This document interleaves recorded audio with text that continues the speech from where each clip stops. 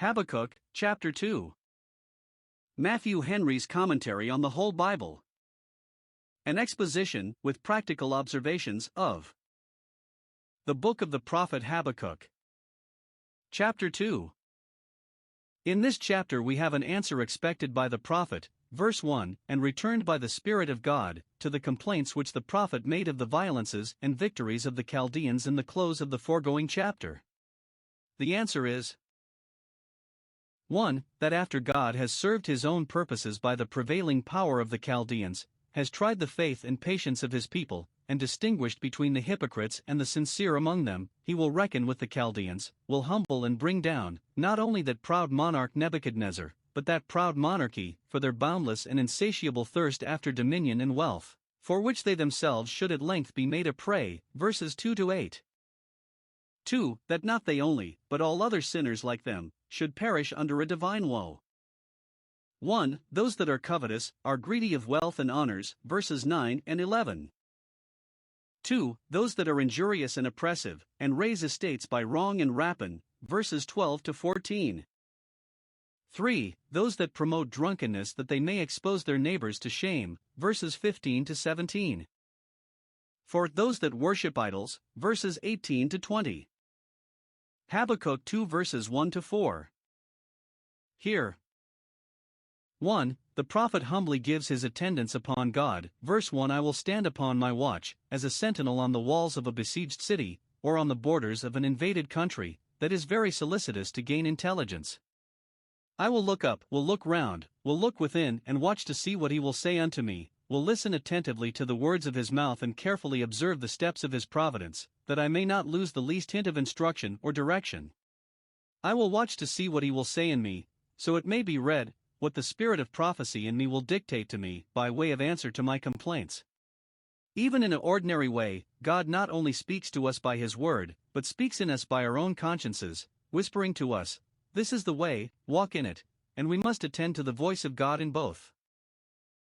The prophet standing upon his tower, or high place, intimates his prudence, in making use of the helps and means he had within his reach to know the mind of God, and to be instructed concerning it.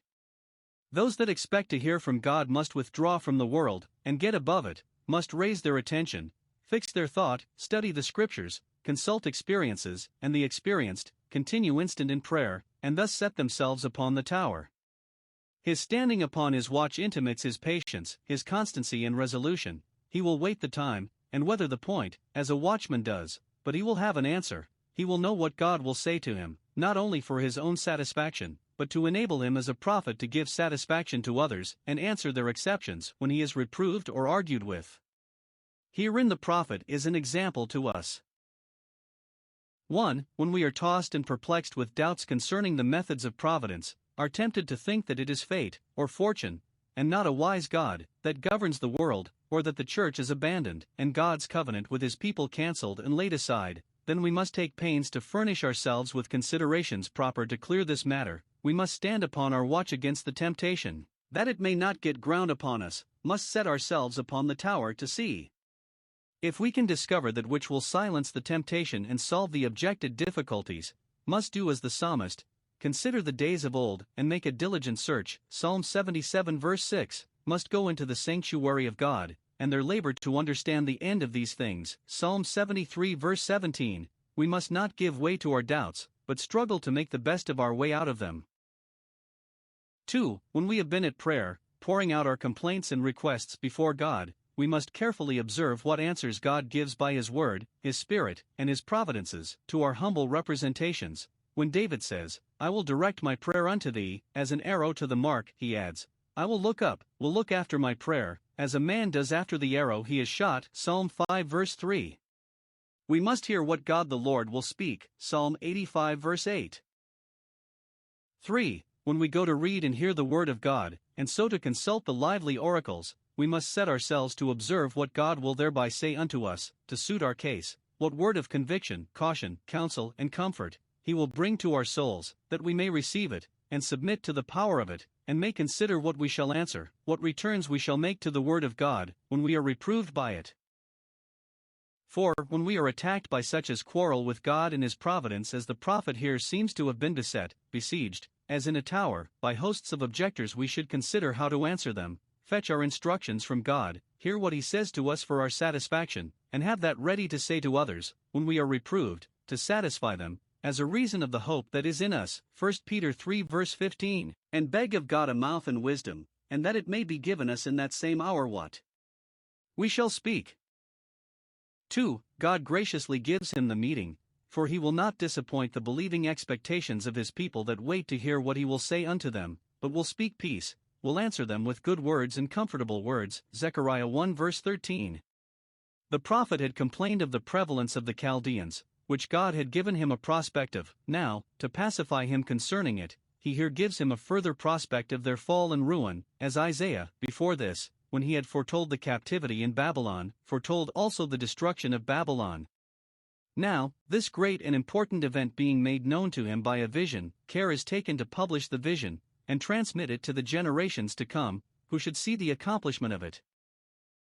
1. The prophet must write the vision, verse 2. Thus, when St. John had a vision of the New Jerusalem, he was ordered to write, Revelation 21 verse 5. He must write it, that he might imprint it on his own mind, and make it more clear to himself, but especially that it might be notified to those in distant places and transmitted to those in future ages. What is handed down by tradition is easily mistaken and liable to corruption, but what is written is reduced to a certainty, and preserved safe and pure. We have reason to bless God for written visions, that God has written to us the great things of his prophets as well as of his law.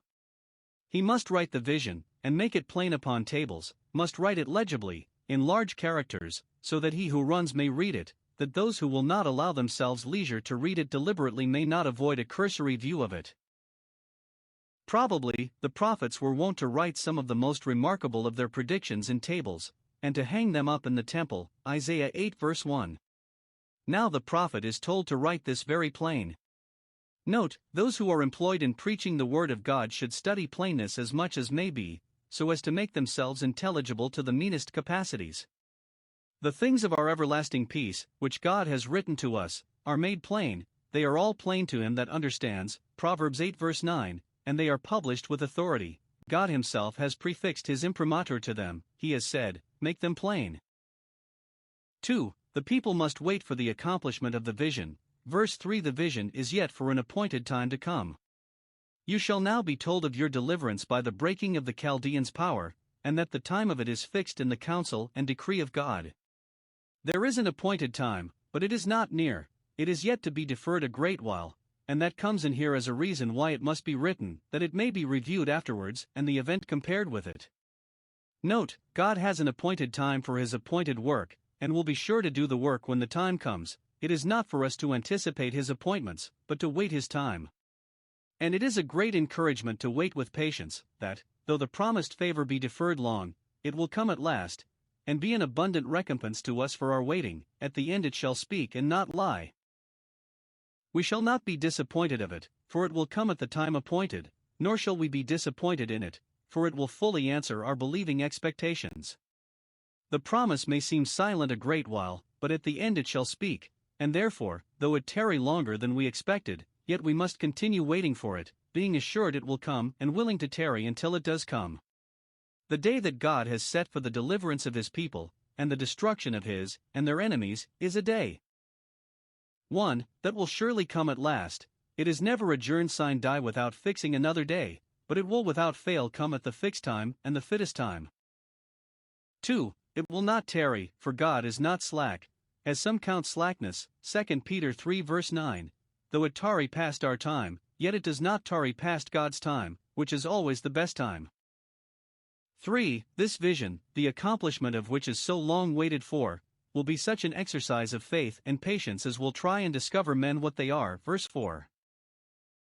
1. There are some who will proudly disdain this vision, whose hearts are so lifted up that they scorn to take notice of it. If God will work for them immediately, they will thank him, but they will not give him credit. Their hearts are lifted up towards vanity, and, since God puts them off, they will shift for themselves, and not be beholden to him. They think their own hands sufficient for them, and God's promise is to them an insignificant thing.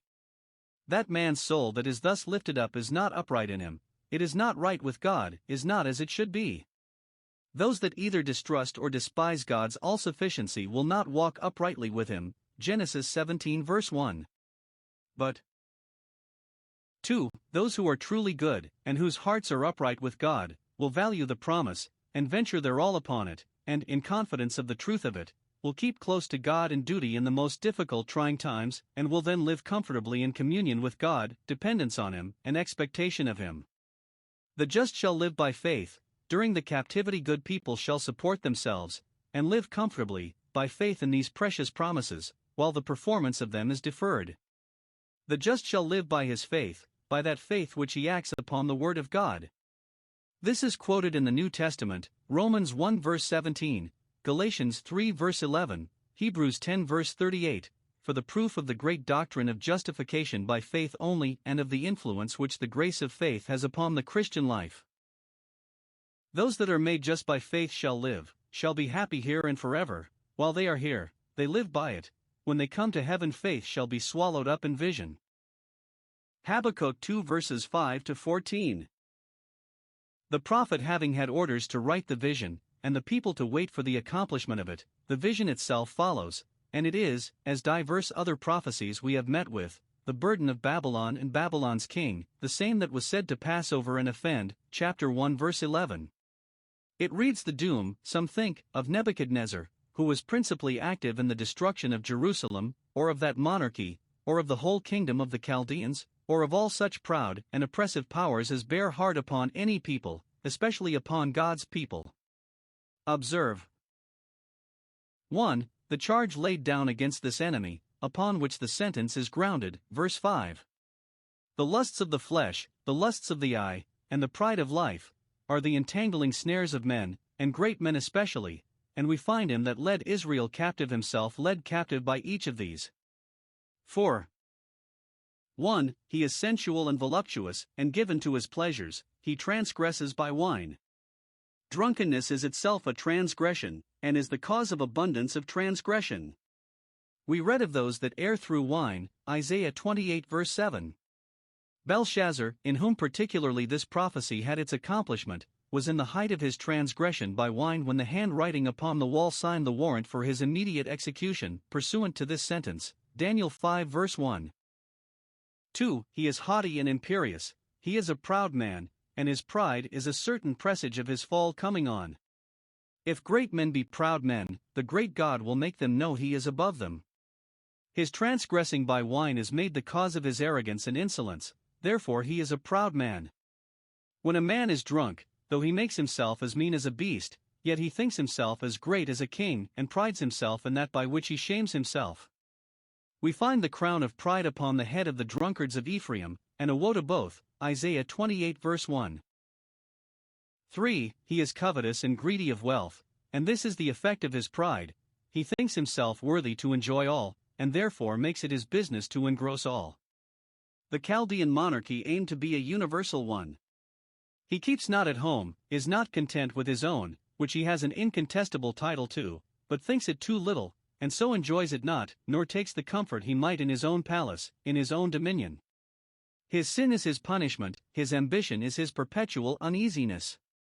Though the home be a palace, yet to a discontented mind it is a prison. He enlarges his desire as hell, or the grave, which daily receives the body of the dead, and yet still cries, "Give, give." He is as death, which continues to devour, and cannot be satisfied. Note, it is the sin and folly of many who have a great deal of the wealth of this world that they do not know when they have enough, but the more they have the more they would have, and the more eager they are for it. And it is just with God that the desires which are insatiable should still be unsatisfied. It is the doom passed on those that love silver that they shall never be satisfied with it, Ecclesiastes 5 verse 10.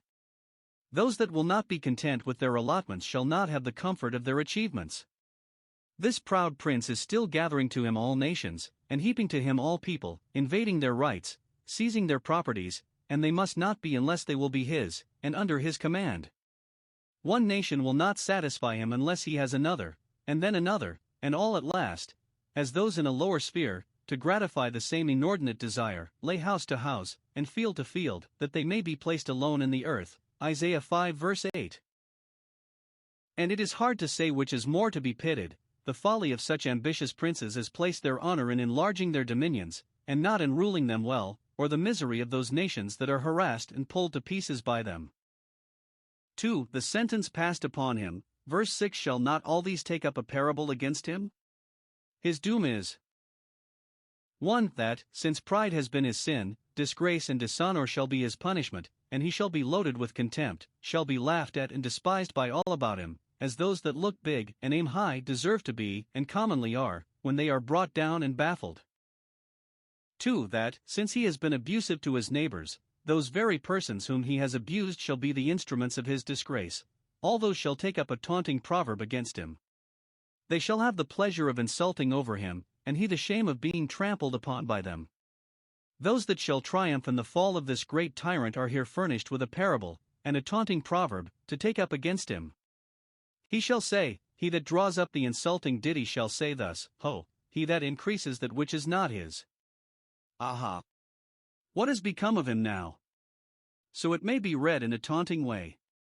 Or he shall say, that is, the just, who lives by his faith, he to whom the vision is written and made plain, with the help of that shall say this, shall foretell the enemy's fall, even when he sees him flourishing, and suddenly curse his habitation, even when he is taking root. Job 5 verse 3. He shall indeed denounce woes against him. 1. Here is a woe against him for increasing his own possessions by invading his neighbor's rights, verses 6 to 8. He increases that which is not his, but other people's. Note, no more of what we have is to be reckoned ours than what we came honestly by, nor will it long be ours, for wealth gotten by vanity will be diminished. Let not those that thrive in the world be too forward to bless themselves in it, for, if they do not thrive lawfully, they are under a woe. See here. 1. What this prosperous prince is doing, he is lading himself with thick clay. Riches are but clay, thick clay. What are gold and silver but white and yellow earth? Those that travel through thick clay are both retarded and dirted in their journey. So are those that go through the world in the midst of an abundance of the wealth of it. But, as if that were not enough, what fools are those that load themselves with it, as if this trash would be their treasure. They burden themselves with continual care about it, with a great deal of guilt in getting, saving, and spending it, and with a heavy account which they must give of it another day. They overload their ship with this thick clay, and so sink it and themselves into destruction and perdition. 2. See what people say of him, while he is thus increasing his wealth, they cry, How long? How long will it be ere he has enough?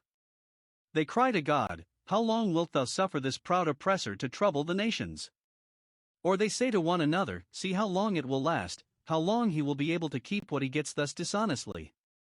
They dare not speak out, but we know what they mean when they say, How long?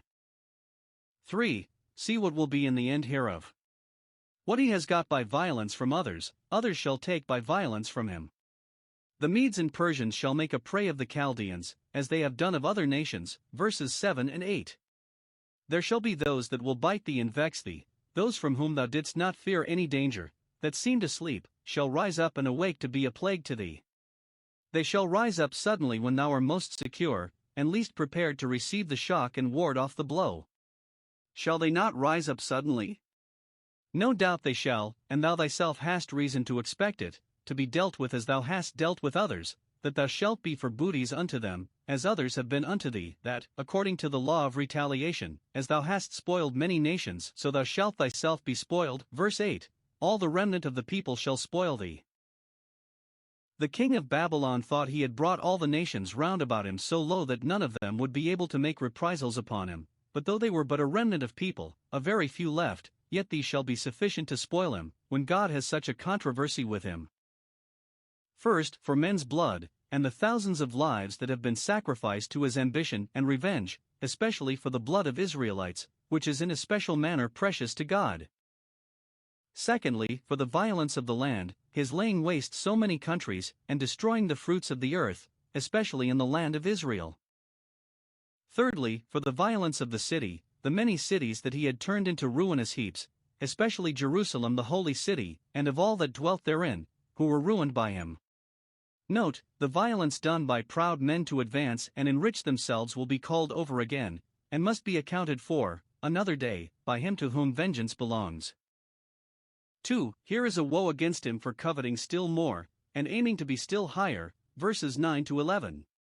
The crime for which this woe is denounced is much the same with that in the foregoing article, an insatiable desire of wealth and honor. It is coveting an evil covetousness to his house, that is, grasping at an abundance for his family. Note, covetousness is a very evil thing in a family. It brings disquiet and uneasiness into it. He that is greedy of gain troubles his own house, and, which is worse, it brings the curse of God upon it, and upon all the affairs of it. Woe to him that gains an evil gain, so the margin reads it. There is a lawful gain, which by the blessing of God may be a comfort to a house. A good man leaves an inheritance to his children's children, but what is got by fraud and injustice is ill-got, and will be poor gain, will not only do no good to a family, but will bring poverty and ruin upon it. Now observe.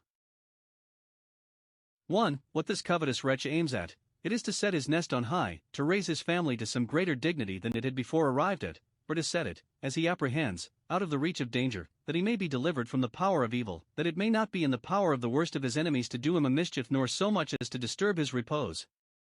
Note, it is common for men to pretend it as an excuse for their covetousness and ambition that they only consult their own safety, and aim to secure themselves, and yet they do but deceive themselves when they think their wealth will be a strong city to them, and a high wall, for it is so only in their own conceit. Proverbs 18 verse 11. 2. What he will get by it. Thou hast consulted, not safety, but shame, to thy house, by cutting off many people. Verse 10. Note, an estate raised by iniquity is a scandal to a family. Those that cut off or undermine others, to make room for themselves, that impoverish others to enrich themselves, do but consult shame to their houses, and fasten upon them a mark of infamy. Yet that is not the worst of it. Thou hast sinned against thy own soul, hast brought that under guilt and wrath, and endangered that. Note, those that do wrong to their neighbor do a much greater wrong to their own souls.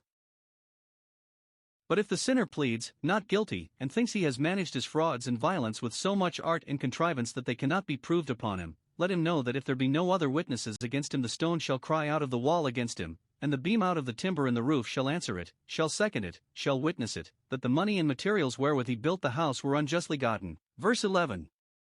The stones and timber cry to heaven for vengeance, as the whole creation groans under the sin of man and waits to be delivered from that bondage of corruption. 3. Here is a woe against him for building a town and a city by blood and extortion. Verse 12. He builds a town, and is himself lord of it. He establishes a city, and makes it his royal seat. So Nebuchadnezzar did. Daniel 4 verse 30. Is not this great Babylon that I have built for the house of the kingdom? But it is built with the blood of his own subjects, whom he has oppressed, and the blood of his neighbors, whom he has unjustly invaded. It is established by iniquity, by the unrighteous laws that are made for the security of it. Woe to him that does so, for the towns and cities thus built can never be established. They will fall, and their founders be buried in the ruins of them. Babylon, which was built by blood and iniquity, did not continue long. Its day soon came to fall, and then this woe took effect, when that prophecy, which is expressed as a history, Isaiah 21 verse 9, proved a history indeed. Babylon has fallen, has fallen. And the destruction of that city was 1. The shame of the Chaldeans, who had taken so much pains, and were at such a vast expense, to fortify it. Verse 13. Is it not of the Lord of hosts that the people who have labored so hard to defend that city shall labor in the very fire, shall see the outworks which they confided in the strength of set on fire, and shall labor in vain to save them? Or they, in their pursuits of worldly wealth and honor, put themselves to great fatigue, and ran a great hazard, as those that labor in the fire do. The worst that can be said of the laborers in God's vineyards, is that they have borne the burden and heat of the day. Matthew 20 verse 12.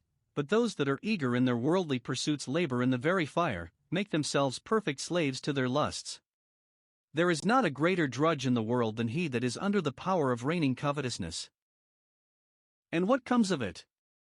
Though they take a world of pains, they are but poorly paid for it, for, after all, they weary themselves for very vanity. They were told it was vanity, and when they find themselves disappointed of it, and disappointed in it, they will own it is worse than vanity. It is vexation of spirit.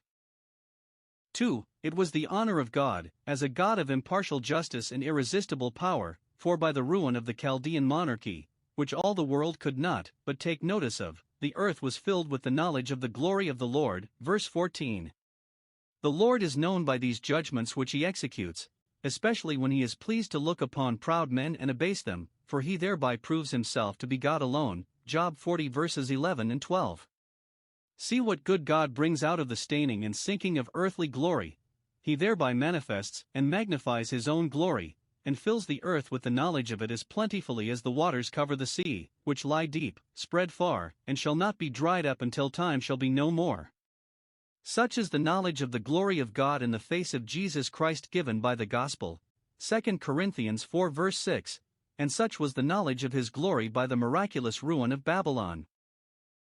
Note, such as will not be taught the knowledge of God's glory by the judgments of his mouth shall be made to know and acknowledge it by the judgments of his hand. Habakkuk 2 verses 15 to 20. The three foregoing articles, upon which the woes here are grounded, are very near akin to each other. The criminals charged by them are oppressors and extortioners, that raise estates by rapine and injustice, and it is mentioned here again, verse 17, the very same that was said verse 8, for that is the crime upon which the greatest stress is laid. It is because of men's blood, innocent blood, barbarously and unjustly shed, which is a provoking crying thing. It is for the violence of the land, of the city, and of all that dwell therein, which God will certainly reckon for, sooner or later, as the asserter of right and the avenger of wrong. But here are two articles more, of a different nature, which carry a woe to all those in general to whom they belong, and particularly to the Babylonian monarchs, by whom the people of God were taken and held captives. 1. The promoters of drunkenness stand here impeached and condemned. Belshazzar was one of those. He was so, remarkably, that very night that the prophecy of this chapter was fulfilled in the period of his life and kingdom, when he drank wine before 1,000 of his lords, Daniel 5 verse 1, began the healths, and forced them to pledge him. And perhaps it was one reason why the succeeding monarchs of Persia made it a law of their kingdom that in drinking none should compel, but they should do according to every man's pleasure, as we find, Esther 1 verse 8, because they had seen in the kings of Babylon the mischievous consequences of forcing healths and making people drunk. But the woe here stands firm and very fearful against all those, whoever they are, who are guilty of this sin at any time, and in any place, from the stately palace, where that was, to the paltry alehouse. Observe. 1. Who the sinner is that is here articled against. It is he that makes his neighbor drunk, verse 15. To give a neighbor drink who is in want, who is thirsty and poor, though it be but a cup of cold water to a disciple, in the name of a disciple, to give drink to weary traveler, nay, and to give strong drink to him that is ready to perish, and wine to those that are heavy of heart, is a piece of charity which is required of us, and shall be recompensed to us. I was thirsty, and you gave me drink. To entice others to drunkenness, to put the bottle to them, that they may be allured to it by its charms, by looking on the wine when it is red and gives its color in the cup, or to force them to it, obliging them by the rules of the club, and club laws indeed they are, to drink so many glasses, and so filled, is to do what we can, and perhaps more than we know of, towards the murder both of soul and body, and those that do so have a great deal to answer for. To entice others to drunkenness, to put the bottle to them, that they may be allured to it by its charms, by looking on the wine when it is red and gives its color in the cup, or to force them to it, obliging them by the rules of the club, and club laws indeed they are, to drink so many glasses, and so filled, is to do what we can, and perhaps more than we know of, towards the murder both of soul and body, and those that do so have a great deal to answer for. 2. What the sentence is that is here passed upon him. There is a woe to him, verse 15, and a punishment, verse 16, that shall answer to the sin. 1. Does he put the cup of drunkenness into the hand of his neighbor? The cup of fury, the cup of trembling, the cup of the Lord's right hand, shall be turned unto him, the power of God shall be armed against him. That cup which had gone round among the nations, to make them a desolation, an astonishment, and a hissing, which had made them stumble and fall, so that they could rise no more, shall at length be put into the hand of the king of Babylon, as was foretold, Jeremiah 25 verses 15 and 16, 18, 26, 27. Thus the New Testament Babylon, which had made the nations drunk with the cup of her fornications, shall have blood given her to drink, for she is worthy, Revelation 18 verses 3 and 6. 2. Does he take a pleasure in putting his neighbor to shame? He shall himself be loaded with contempt. Thou art filled with shame for glory, with shame instead of glory, or art filled now with shame more than ever thou wast with glory, and the glory thou hast been filled with shall but serve to make thy shame the more grievous to thyself, and the more ignominious in the eyes of others.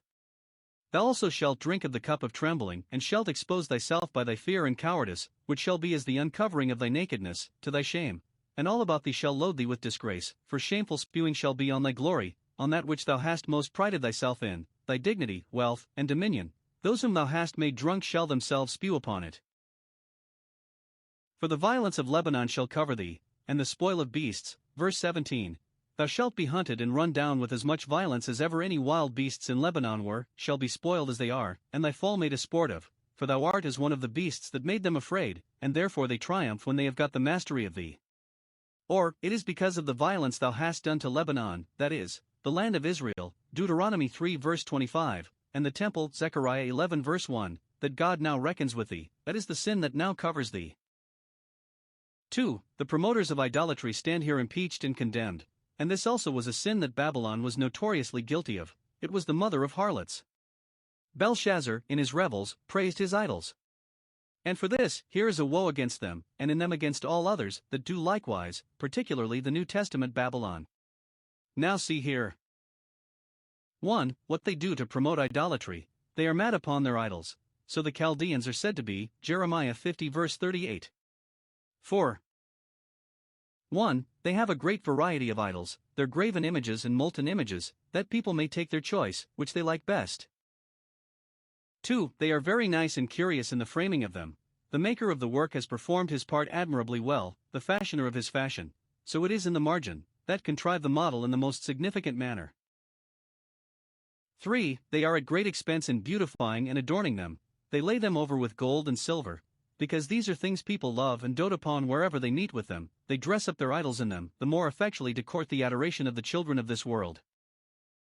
4. They have great expectations from them. The maker of the work trusts therein as his God, puts a confidence in it, and gives honor to it as his God. The worshippers of God give honor to him, by offering up their prayers to him, and waiting to receive instructions and directions from him, and these honors they give to their idols. 1. They pray to them. They say to the wood, Awake for our relief, awake to hear our prayers, and to the dumb stone, Arise, and save us, as the church prays to her God, Awake, O Lord. Arise, Psalm 44 verse 23. They own their image to be a god by praying to it.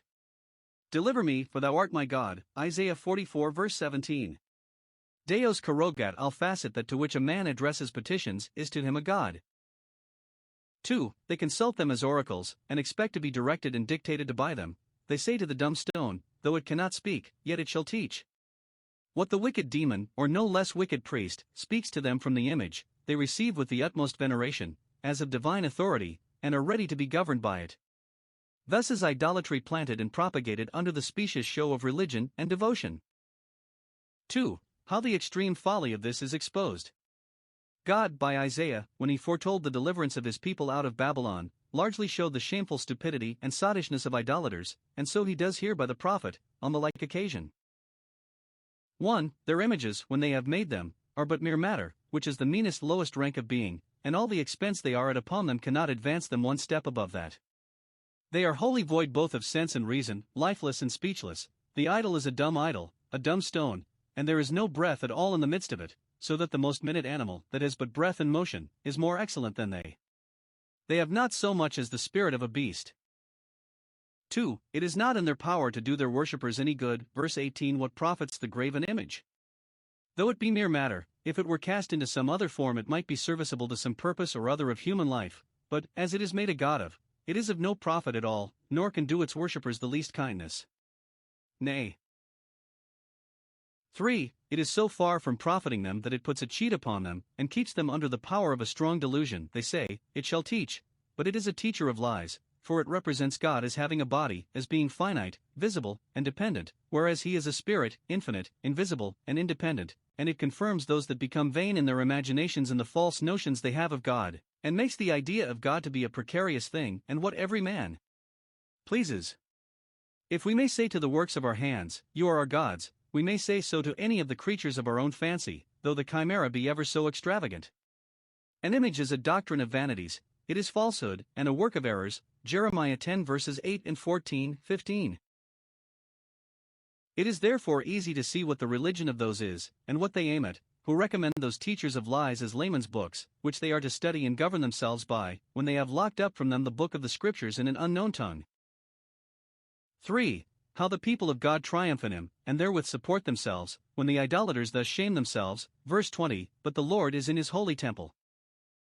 1. Our rock is not as their rock, Deuteronomy 32 verse 31.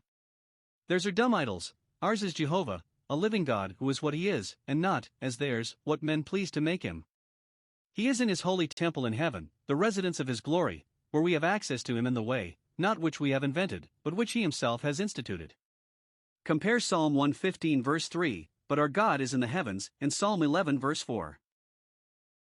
2. The multitude of their gods which they set up, and take so much pains to support, cannot thrust out our God. He is, and will be, in his holy temple still, and glorious in holiness. They have laid waste his temple at Jerusalem, but he has a temple above that is out of the reach of their rage and malice, but within the reach of his people's faith and prayers. 3. Our God will make all the world silent before him, will strike the idolaters as dumb as their idols, convincing them of their folly, and covering them with shame. He will silence the fury of the oppressors, and check their rage against his people. For, it is the duty of his people to attend him with silent adorings, Psalm 65 verse 1, and patiently to wait for his appearing to save them in his own way and time. Be still and know that he is God, Zechariah 2 verse 13.